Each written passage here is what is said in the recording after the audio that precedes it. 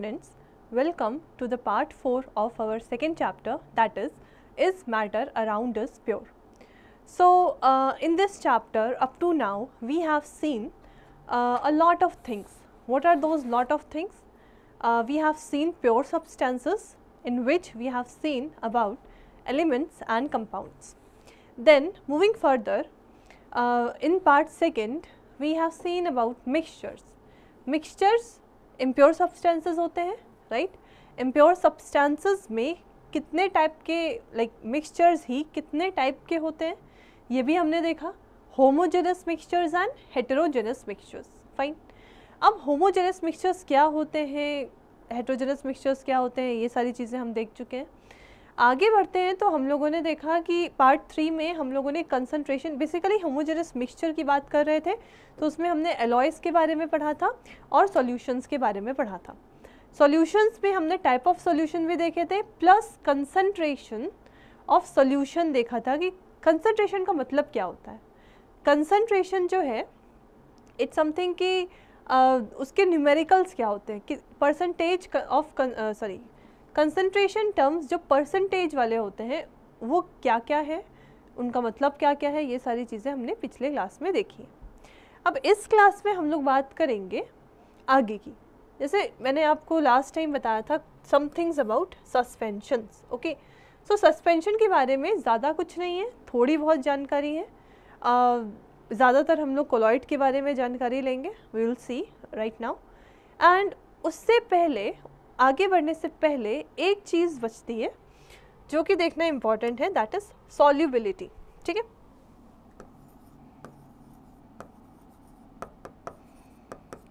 सो solubility का मतलब क्या होता है. अब देखो, सॉल्युबिलिटी का मतलब तुम समझ रहे होगे कि ability of compound to be dissolved in a solvent. तो वो सॉल्यूशन बनाएगा. सॉल्युबिलिटी हमेशा किसी सॉल्यूट की होगी ही ना, सॉल्यूशन. ठीक है, सो देखो सॉल्युबिलिटी क्या है, the amount of solute, amount of solute that can be added in 100 gram of solvent. Now देखो ध्यान से, यहाँ हम solvent की बात कर रहे हैं, 100 ग्राम ऑफ solvent ना कि solution. हमेशा ध्यान रखना, कंसंट्रेशन टर्म्स में ज़्यादातर सॉल्यूशन की बातें होती हैं, सॉल्युबिलिटी में हम सॉल्वेंट की बात करते हैं. तो that can be added in 100 gram of solvent to make it a saturated solution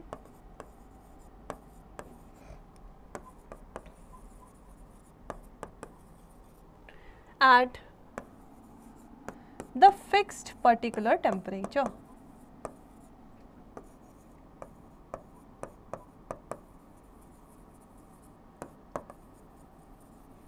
कहने का क्या मतलब है कि देखो टेम्परेचर फिक्स क्यों रख रहे हैं, मैंने ऐसा क्यों लिखा, इट्स वेरी इंपॉर्टेंट. क्योंकि अगर टेम्परेचर बढ़ा देते हैं तो सॉल्युबिलिटी ज़्यादा बढ़ जाती है. अभी मैं हम लोग पढ़ेंगे कि effect of temperature and pressure क्या होता है सॉल्युबिलिटी पे.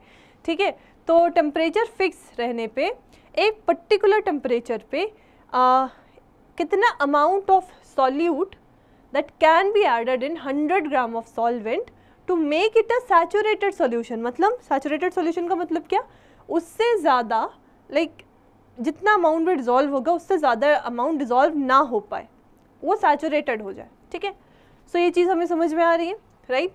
अब देखो फॉर एग्जाम्पल ले लेते हैं एक. For example, if solubility of NaCl in water is 25 grams, sorry solubility को तुम ग्राम्स में सिंपल 25 भी लिख सकते हो. ठीक है,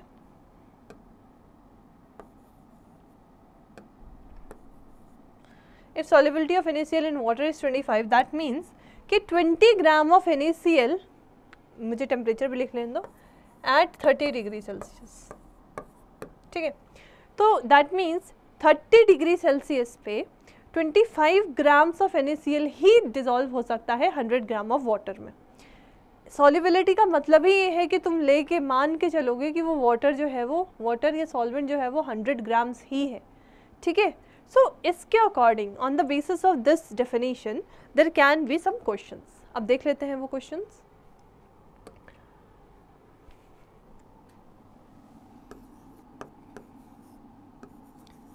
if 25 grams of sugar can be dissolved in, if 25 grams of sugar can be dissolved in 75 grams of water at 25 degrees Celsius, that is temperature, what will be the solubility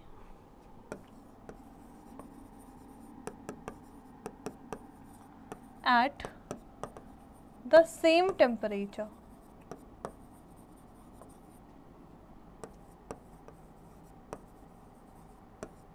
है ना, what will be the solubility at same temperature? solution देख लेते हैं एक बार जल्दी से। देखो अब देखो 25 ग्राम्स ऑफ शुगर 75 ग्राम में डिज़ोल्व हो रही है ना। टेम्परेचर सेम है तो इसका कोई मतलब नहीं है, टेम्परेचर को हमें सॉल्यूशन में इंक्लूड नहीं करना, बट देखना क्या है कि टेम्परेचर सेम होना चाहिए, चेंज नहीं होना चाहिए। तो देखो 25 ग्राम्स शुगर कितने में डिज़ोल्व हो रही है? 75 ग्राम्स में, ठीक है, ग्राम वाटर में। अच्छा, हमें सॉल्युबिलिटी निकालनी है, मतलब हमें ये निकालना है कि कितना अमाउंट ऑफ शुगर डिज़ोल्व हो सकता है 100 ग्राम ऑफ वाटर में, ठीक है। तो हम वही कर रहे हैं। देखो तो 1 ग्राम शुगर कितने में डिज़ोल्व हो जाएगा, सॉरी उल्टा करते हैं, 1 ग्राम वाटर में कितनी शुगर डिज़ोल्व हो जाएगी? 25/75 है ना, ग्राम शुगर। सो 100 ग्राम वाटर में कितनी डिज़ोल्व हो जाएगी? 25/75 इंटू 100, ठीक है, बढ़िया। अब चलो कैलकुलेट कर लो, ये 3 हो जाएगा, ये 4 हो जाएगा, ये 100/3 ग्राम्स शुगर, ठीक है। तो इतना ही, जितना भी 100/3 आता है, that is 33.33 will be solubility,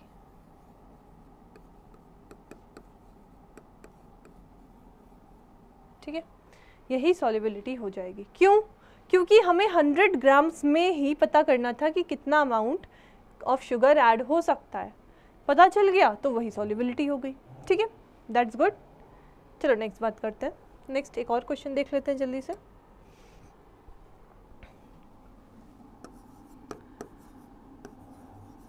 if solubility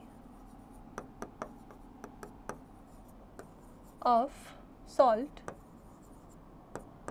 is 40 grams, then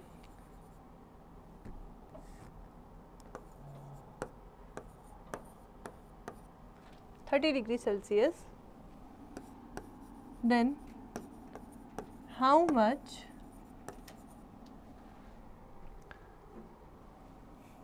solute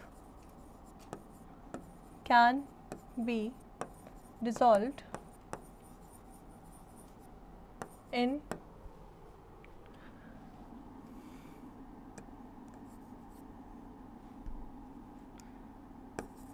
80 grams of solution or solvent, how much solute can be dissolved in 80 grams of solvent at same temperature.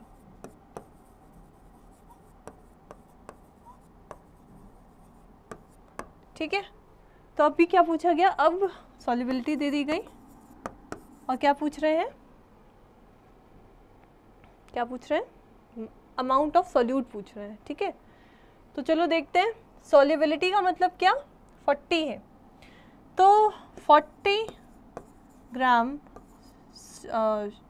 Salt in 100 gram solvent, ये according to solubility, this is according to solubility. ठीक है, तो 1 ग्राम salt, एक second, हमें क्या बताना है, solute बताना है, राइट. तो 1 ग्राम सॉल्वेंट में कितना सॉल्यूट होगा, देखो 40 डिवाइडेड बाय 100 है ना, ग्राम सॉल्ट. तो 80 ग्राम सॉल्वेंट में कितना होगा, देखो हम चीज़ें बिल्कुल वही कर रहे हैं, सेम चीज़, बस किसी चीज़ में सॉल्युबिलिटी दी हुई है और किसी चीज़ में नहीं दी हुई है. So that would B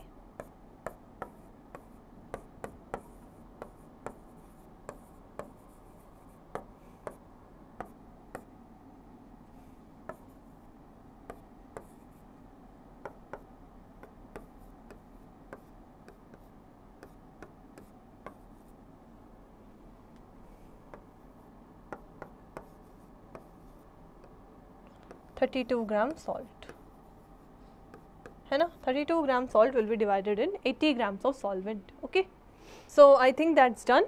let's move further. Now we will see some more properties of suspension. So it is a heterogeneous mixture, मैं पहले ही बता चुकी हूँ.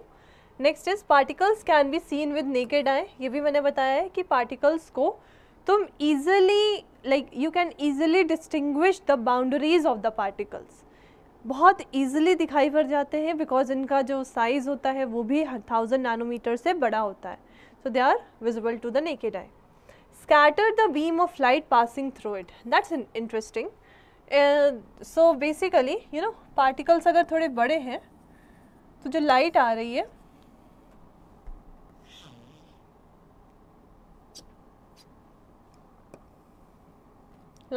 है उसकी scattering हो जाती है.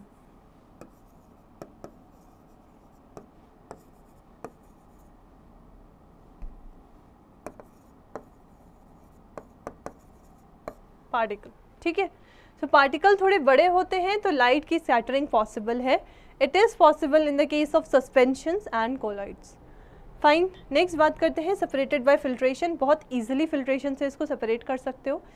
फिल्ट्रेशन क्या होता है तो वो हम अभी देख लेंगे. सेपरेशन टेक्निक्स जब हम पढ़ेंगे तो we will see what do mean by what do mean by filtration. और अगर पता है तो बहुत अच्छी बात है.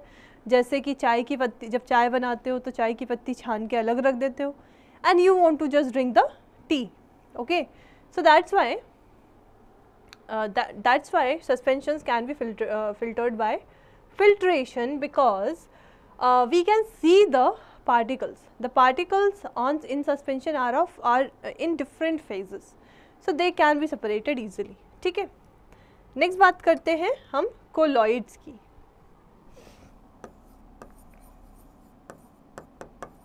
इंटरेस्टिंग, ठीक है. देखो कोलॉइड्स क्या है. कोलॉइड्स एक हेट्रोजेनस मिक्सचर है, राइट. बट इसके जो पार्टिकल्स होते हैं उनका साइज ट्रू सॉल्यूशन के पार्टिकल्स से बड़ा होता है पर सस्पेंशन के पार्टिकल से छोटा होता है. So they are heterogeneous mixtures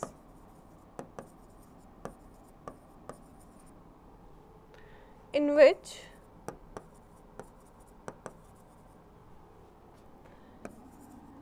size of particles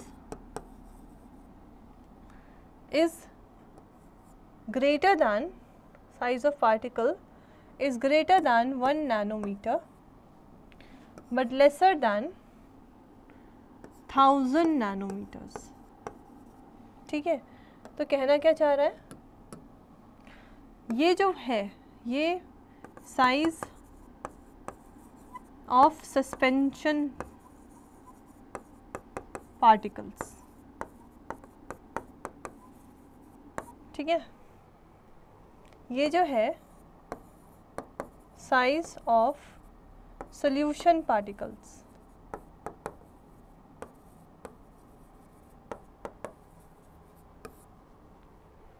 और ये जो है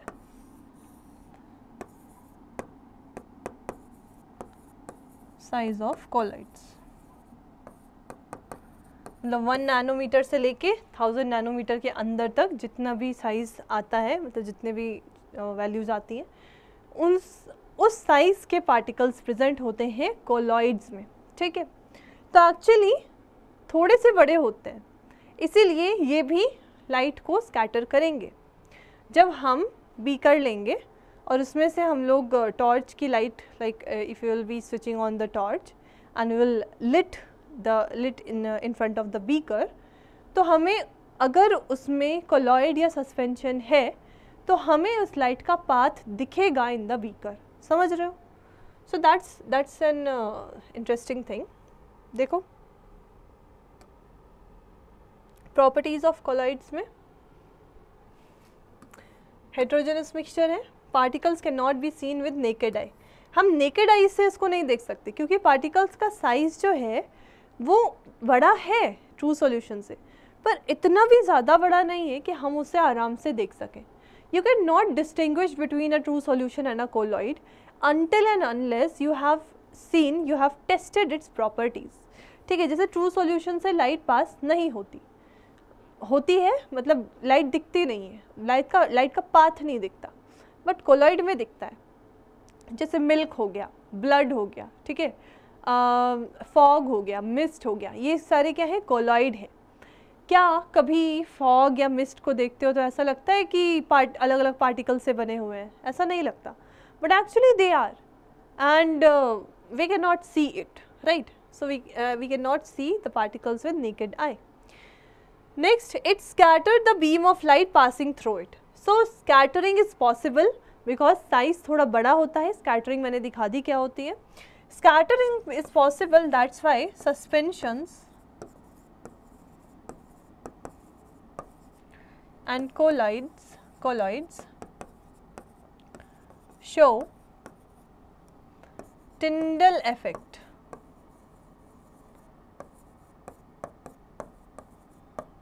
Okay, because of this. Tyndall effect क्या होता है? Scattering of light by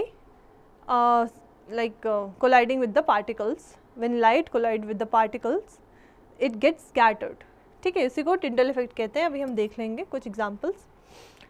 colloid जो है वो फिल्ट्रेशन से सेपरेटेड नहीं हो सकता क्योंकि यहाँ पे जो पार्टिकल्स हैं उनका साइज़ इतना ज़्यादा बड़ा नहीं है. Plus we can not distinguish the particles. Actually थोड़ा अलग दिखेगा. इट इज़ समथिंग लाइक कि it will be slightly having bigger size, like जो पार्टिकल्स का साइज़ है वो थोड़ा सा बिगर होगा, लेकिन इट्स नॉट लाइक कि हम उसे फिल्ट्रेशन से सेपरेट कर सकते हैं. हमारा बीकर है, उसमें हमने क्या ले लिया, कुछ लाइक सपोज मिल्क ले लिया. ठीक है, अब क्या मिल्क के जो पार्टिकल्स हैं उसमें जो कंपोनेंट्स हैं जैसे फैट्स हैं, है ना, प्रोटीन्स हैं, कार्बोहाइड्रेट्स हैं, उसको तुम अलग अलग नहीं कर सकते बाय सिंपल फिल्ट्रेशन. ठीक है, उसमें जो क्रीम है, suppose very basic thing, cream है, अगर फुल क्रीम मिल्क है और तुमने ना इसको टेम्परेचर दिया ना कुछ भी दिया, तुम उसको बाय फिल्ट्रेशन अलग नहीं कर सकते, उसकी क्रीम को बाय फिल्ट्रेशन अलग नहीं कर सकते. तुम्हें क्या करना पड़ेगा, you have to apply centrifugation method. एक मेथड होता है सेंट्रीफ्यूगेशन.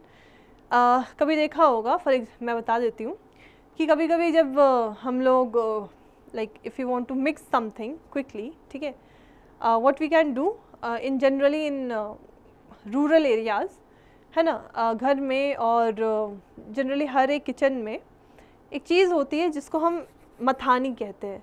राइट, जिससे हम लोग ईजिली दूध या दही को रोटेट करके जल्दी जल्दी उससे क्रीम निकाल सकते हैं. So that kind of process is taken in use in centrifugation technique. ठीक है, it is also a technique, it's also a separation technique. So we will see what is centrifugation in the upcoming classes, don't worry. But today we will be focusing on properties of colloid. तो देखो ये होता है Tyndall effect. What is Tyndall effect? ऐसे देख सकते हो कि जनरली कभी कभी जैसे हम एक रूम में हैं और कहीं मतलब रूम में होल है और हम देख सकते हैं कि लाइट वहाँ से पास हो रही है. तो लाइट एक्चुअली सीधे नहीं आती, वो थोड़ा सा वो स्कैटर्ड होके दिखती है, राइट. इवन दो कोई मतलब उस पर्टिकुलर एरिया में कोई भी ऐसे पार्टिकल्स नहीं है जो लाइट के पाथ को रोक सकें. हमें नहीं दिख रहे पर हैं. ठीक है, जैसे एक और बार इमेजिन करो, एक रूम है, उसमें होल है, वहाँ से लाइट आ रही है. तुम्हें लगेगा कि वो लाइट कंटिन्यूअस है, बट एक्चुअली नहीं, वो कंटिन्यूअस नहीं है. तुम देखोगे ये बीच में इस तरह के जैसे होते हैं ना, इस तरह की लाइन होगी. राइट, ऐसा क्यों हो रहा है? क्योंकि ये स्कैटरिंग की वजह से है. ठीक है, क्या हो गया, डस्ट पार्टिकल्स वहाँ पे थे. डस्ट पार्टिकल्स जो है वो थोड़े से साइज़ में बिगर होते हैं तो क्या कर देते हैं, वो लाइट को स्कैटर कर देते हैं. ठीक है, so this is what we called as scattering by colloidal particles. जैसे ये फॉरेस्ट है ना, sunlight passing through canopy of a dense forest. अब देखो सनलाइट जब डेंस फॉरेस्ट से पास हो रही है ना, पेड़ों की शेड से पास हो रही है, तो क्या हो रहा है यहाँ पे, जो मिस्ट प्रेजेंट है फॉरेस्ट में, मिस्ट आर कोलॉइड्स, ये क्या कर रहे हैं, स्कैटर कर रहे हैं लाइट को. इसी वजह से हमें देखो ये हल्का हल्का दिख रहा है ना, इसी वजह से दिख रहा है. ठीक है, इसी को टिंडल इफेक्ट कहते हैं. नेक्स्ट देखो, यहाँ पे टॉर्च जलाई तुमने दो सॉल्यूशन के सामने, इस सॉल्यूशन में हमें पाथ ऑफ लाइट नहीं दिखा, इस सॉल्यूशन में path of light becomes visible. This is a colloidal solution, this is true solution. समझ रहे हो? चलो बहुत बढ़िया. नेक्स्ट स्कैटरिंग ऑफ, ये हम पढ़ चुके हैं. ठीक है, देखो, based on the state of dispersed phase and dispersion medium, colloids are of following types. पर let me tell you what is dispersed phase and dispersion medium.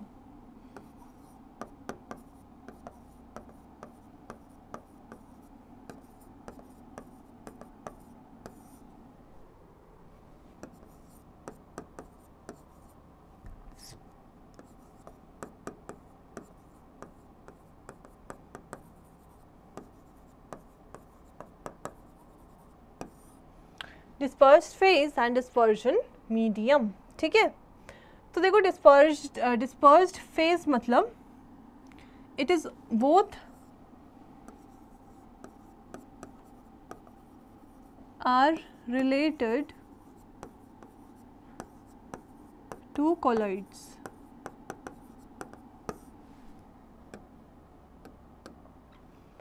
Dispersed phase is actually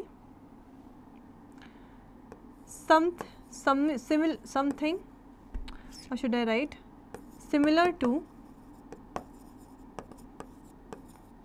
solute in a solution. देखो जैसे हम लोग देखते हैं ना, solute का क्या मतलब है, जो कि ऐड किया जा रहा हो. लाइक इन अ सॉल्वेंट अगर हम कुछ ऐड कर रहे हैं तो वो क्या है, सॉल्यूट. डिस्पर्जन मीडियम क्या है, similar to solvent in a solution. तो मतलब क्या है कि अगर हम कोलॉइड्स की बात करते हैं, है ना, तो डिस्पर्स्ड फेज जो है वो सिमिलर टू सॉल्यूट है एंड डिस्पर्जन मीडियम है वो सिमिलर टू सॉल्वेंट है. मतलब हमारे बीकर में अगर हम डिस्पर्जन मीडियम लें और उसमें कोई चीज़ ऐड करे तो वो क्या हो जाएगा, डिस्पर्स्ड फेज हो जाएगा। और जो हमने बीकर में लिया था वो क्या हो जाएगा, डिस्पर्जन मीडियम। ठीक है, so it is something like this.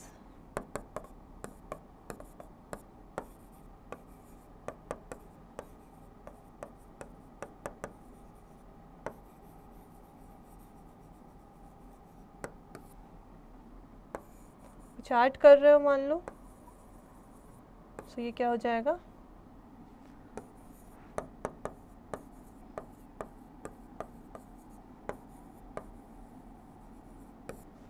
Dispersed phase. ठीक है, good, fine.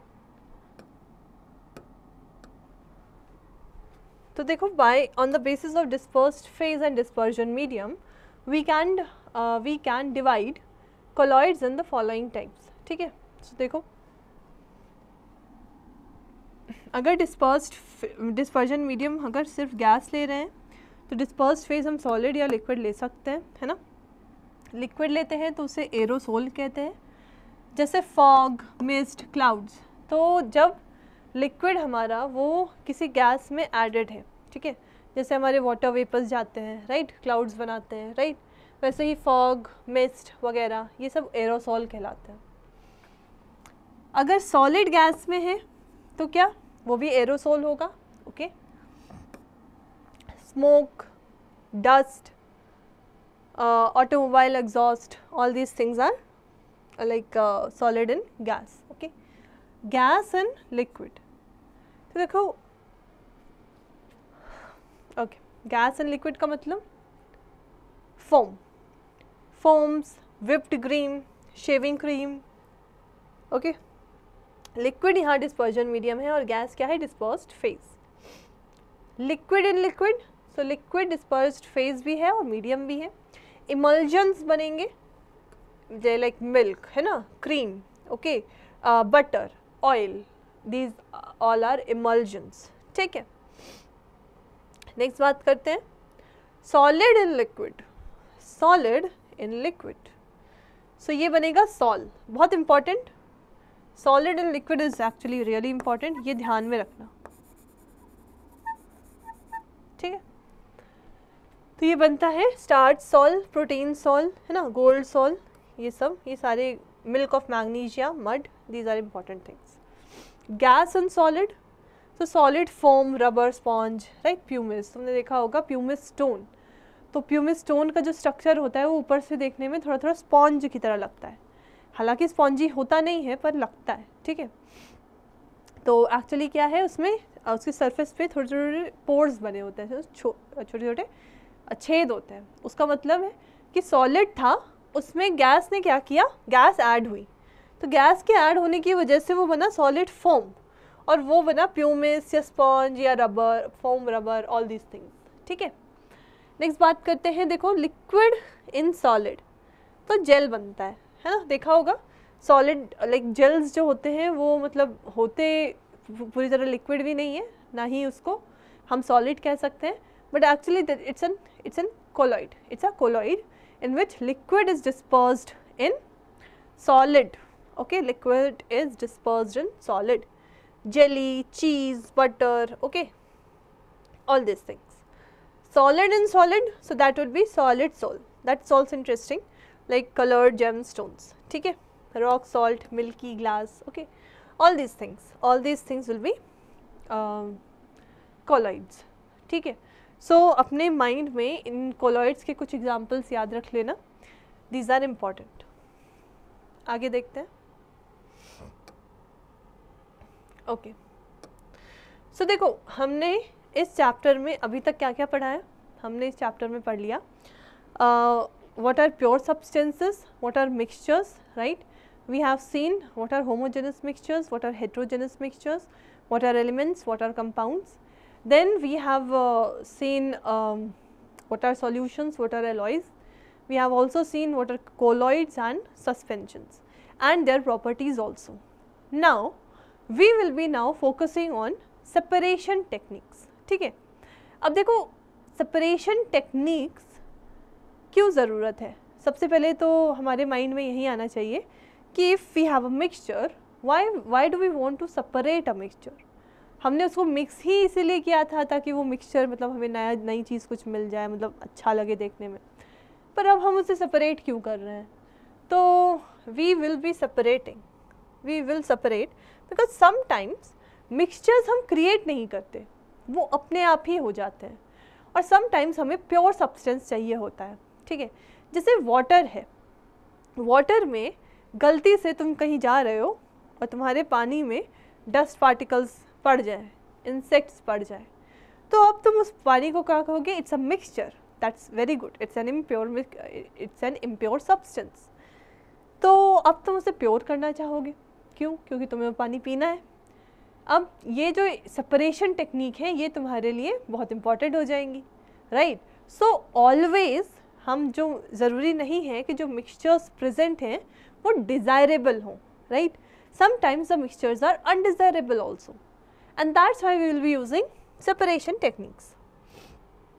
So separating the components of a mixture, what is the purpose? Okay, the main purpose of separation are to remove any harmful or undesirable constituent. अगर हमारे compound, हमारे substance में कोई undesirable component है या constituent है तो हम उसे सेपरेट करना चाहेंगे, right. We want to separate it. Next, to obtain a pure sample of a substance.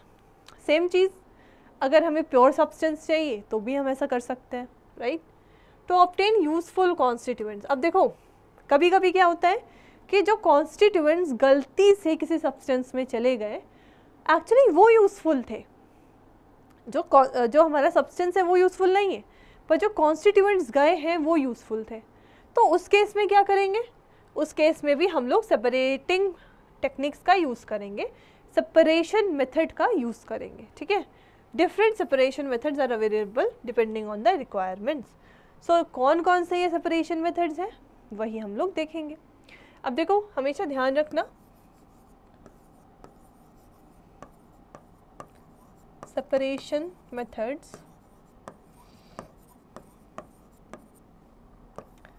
Are physical processes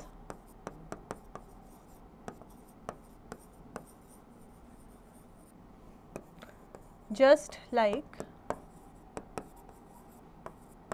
separation of, just like evaporation,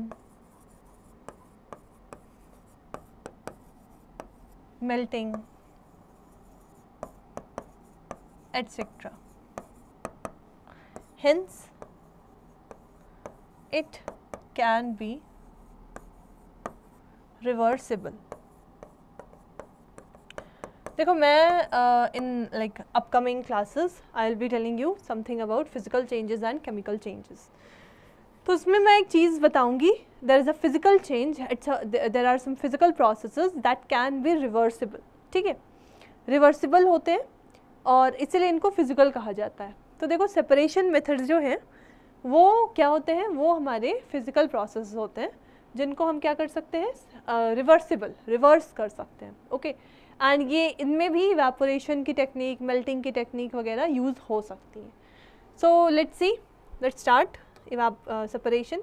The first separation, like the first field of separation is separation of solid from another solids.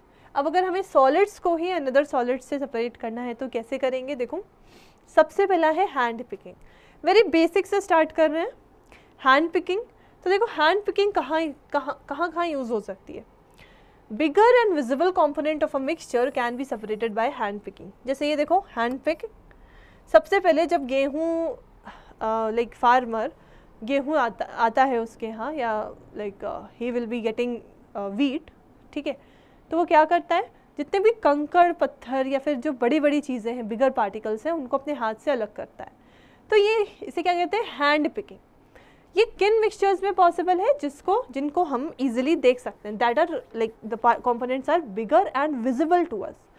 सो जैसे for example हमारे पास fruit salad है, तुम किसी शादी में गए, तुमने देखा अच्छा फ्रूट चाट मिल रही है, तुम गए उसके पास, तुमने कहा मुझे सिर्फ मैंगो चाहिए, उसने कहा सिर्फ मैंगो नहीं मिलता, आपको पूरी फ्रूट चाट लेनी पड़ेगी, बाकी आप देख लेना। तुमने लिया, तुमने क्या किया, मैंगो अपने हाथ से निकाल के दूसरे कटोरी में डाले and then you enjoyed it, fine. बाकी चीज़ का क्या हुआ, डजंट मैटर। तुमने क्या किया, हैंड पिक करके सारे मैंगोज दूसरे कटोरी में डाल लिए। सो that is the technique of hand picking, that's easy isn't it. Okay, next बात करते हैं सेपरेशन बाय मैग्नेट की। अब देखो, अगर हमारे पास ऐसे कंपोनेंट्स हैं जैसे like in a mixture we have components like sulfur and iron,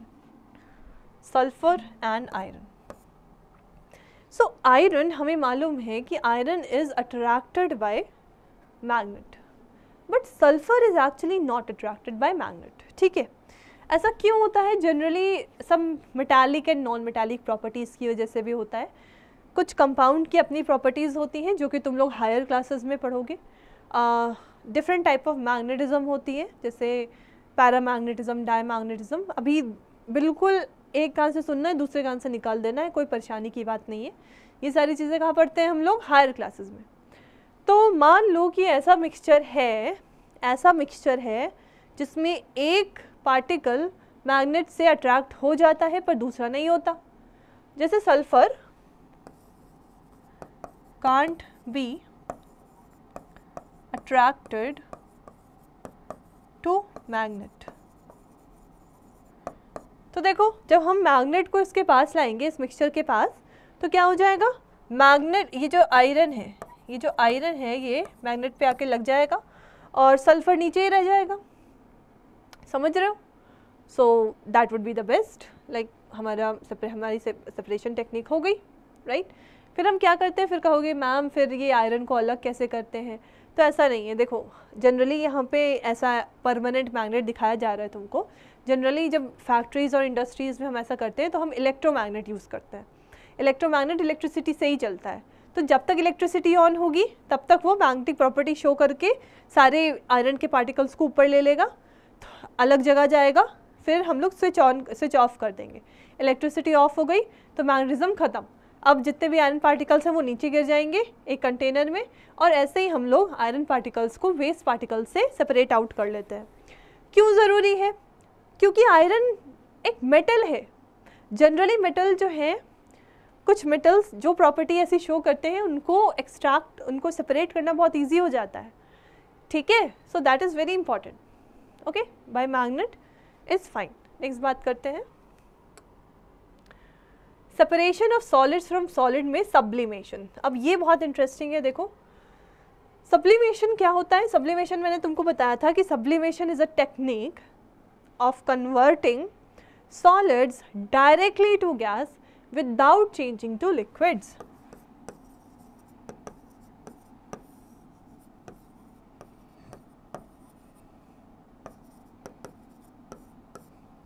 ठीक है, directly to gas without changing into liquid. क्या है कि अगर मान लो तुम्हारे पास एक ऐसा मिक्सचर है जिसमें एक सॉलिड है जो कि सब्लिमेबल है, दूसरा सॉलिड है जो कि सब्लिमेबल नहीं है। फॉर एग्ज़ाम्पल, अगर तुम्हारे पास तुम शॉप पे गए, तुमने कहा कि एक टाटा सॉल्ट चाहिए, उसने मना कर दिया कि टाटा सॉल्ट नहीं है, होगा भी तो छोड़ो, मना कर दिया। उसने कहा ये खुला वाला सॉल्ट रखा है, तुम ले जाओ। तुमने कहा ठीक है। अब मान लो कि उसने खुले वाले सॉल्ट में थोड़ा सा कैम्फर पाउडर क्रश करके डाल दिया। कैम्फर जानते हो? कपूर होता है, कपूर जो कि जनरली पूजा वगैरह में यूज़ होता है ना। तो मान लो ये डाल दिया। अब उसका दिमाग सही जगह पे होगा तो वो कैम्फर तक ही सोच सकता है। नैफ्थलीन ना सोच ले, that would be like higher, है ना। नैफ्थलीन जानते हैं? वो जो छोटी छोटी बॉल्स होती हैं जो जनरली रैट किल्स या फिर ऐसे स्मेल के लिए यूज़ होती हैं, राइट, मॉथ्स, इंसेक्ट्स के लिए।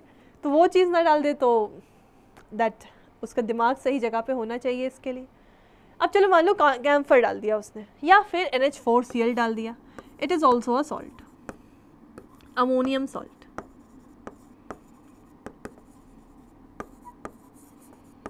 ठीक, अमोनियम सॉल्ट। तो अब क्या है कि अगर तुम्हें अमोनियम सॉल्ट और अपने वाले सॉल्ट को अलग अलग करना है, तुमको नहीं पता कि इसमें पड़ा है, पर ऐसा हो सकता है। अब हमें उसको प्योरीफाई करना है, तो हम इस तरह का कुछ अपैरेटस लेते हैं। नीचे देखो हम क्या करते हैं, अमोनियम क्लोराइड एंड जो भी मिक्सचर है उसको अपने चाइना डिश में रखते हैं। This is China dish. ये है बंसन बर्नर, ये देखो कॉटन प्लग है ना, और ये है इन्वर्टर ट्यूब, जो हमारा इन्वर्टर ट्यूब को हम लोग जनरली फिल्टर पेपर में यूज़ करते हैं। ठीक है, तो हम उसको इन्वर्टर ट्यूब ऐसे इन्वर्ट करके रख देते हैं। अब क्या हुआ देखो, यहाँ से चाइना डिश से को हमने हीट करना स्टार्ट किया। जो सब्लिमेबल है solid, that is ammonium salt, ammonium chloride salt, वो तो उड़ जाएगा, वो तो वेपर्स बनना स्टार्ट हो गया। देखो ध्यान से, धीमे धीमे थोड़ा थोड़ा दिख रहा होगा तुम लोगों को, वेपर्स बन रहा है और वेपर्स बन के यहाँ पे इकट्ठा हो रहा है। क्यों यहाँ इकट्ठा क्यों हो रहा है? क्योंकि जैसे ही गैसेस किसी भी चीज़ से टकराती हैं, वो अपनी हीट एनर्जी उनको देख के फिर से वापस कन्वर्जन, उनका कन्वर्जन वापस उसी स्टेट में हो जाता है। समझ रहे हो? उसी स्टेट में फिर से कन्वर्जन हो जाता है। तो जब ये वेपर्स यहाँ जाके टकरा रहे हैं, तो एक्चुअली अपने हीट एनर्जी इस इन्वर्टर ट्यूब को दे रहे हैं और इनका कन्वर्जन अगेन सॉलिड में हो रहा है। ठीक है, धीमे धीमे हो रहा है, बहुत स्लो हो रहा है, पर हो रहा है। अब देखो, जब हमने देखा कि ऑलमोस्ट ज़्यादातर अमोनियम क्लोराइड जो है वो सेपरेट हो चुका है, तो हमने फिर हीट को रोक दिया। ठीक है, हीट को रोक दिया और फिर थोड़ी देर कूल होने के लिए छोड़ दिया। तो कूल होने के बाद ये जो अमोनियम क्लोराइड है ना, ये यहाँ पे पूरी अच्छी तरीके से सॉलिडिफाई हो जाएगा। कॉटन प्लग क्यों लगाया है? ताकि अमोनियम क्लोराइड जो है वो उड़ ना जाए। अब मान लो कि तुम्हें अमोनियम क्लोराइड नहीं चाहिए, तो लेट इट गो, उड़ जाने दो। पर अगर चाहिए तो तुम्हें कॉटन प्लग लगाना पड़ेगा। ठीक है, अब तुमने क्या किया कि जब अच्छे से ठंडा हो गया, तुमने उस ट्यूब को निकाला, तुमने देखा कि अच्छा यहाँ पे अमोनियम क्लोराइड के वेपर्स जमा हो गए हैं। तो तुम क्या कर, जब ठंडे हो जाएंगे तो सॉलिड में अगेन बन जाएंगे। तुम उसको स्क्रैच करके वो सॉलिड निकाल लोगे और जो चाइना डिश में बचेगा वो तुम्हारा रिमेनिंग सॉल्ट होगा। ठीक है, तो अगर तुम्हें अमोनियम क्लोराइड की ज़रूरत है तो तुम कॉटन प्लग लगाओगे, और अगर नहीं है तो कॉटन प्लग नहीं लगाओगे। अमोनियम क्लोराइड यहाँ से उड़ते उड़ते बाहर चला जाएगा और जो तुम्हारा सॉल्ट है वो नहीं उड़ेगा। सॉल्ट क्यों नहीं उड़ेगा? सॉल्ट नहीं उड़ेगा क्योंकि it is non sublimable, but ammonium chloride is sublimable. ठीक है, so that is how we can separate two solids that are having different sublimable properties. Okay, ठीक है, I hope कि you are able to understand separation of solid from another solids. ठीक है, अब in the next class we will be starting separation of solids and liquids. ठीक है, so in today's class we have seen what are colloids, what are suspension, what is solubility, right? We have started separation techniques, and we have seen some separations of solids from solids, like if solid और solid के mixtures हैं तो उनको separate out कैसे कर सकते हैं। और भी चीज़ें हैं, separation of liquids and solids, separation of liquids and liquids also. So all these things we will be learning in tomorrow's or you can say next part. Okay, so if you have any problem, you can write in the comment section. We will be meeting in the next part. Okay, thank you, bye.